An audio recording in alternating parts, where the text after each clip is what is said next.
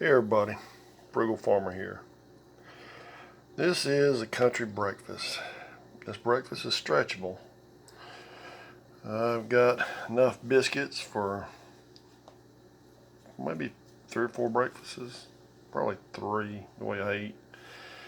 And bacon, I cook my bacon in one of these pans.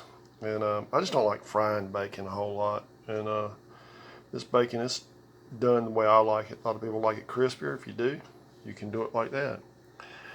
But you've got biscuits for bacon, or a little bit of jelly if you want something sweet in the morning.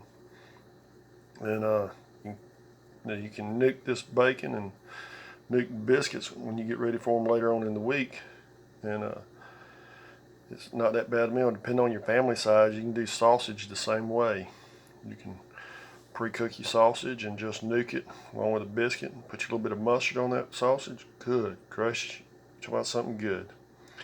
And if you're really up for a challenge, put a little bit of brown mustard on that sausage and just go to war on it. Thanks for stopping by. Come back again when you will. Share, comment, like. Hit that subscribe button. God bless.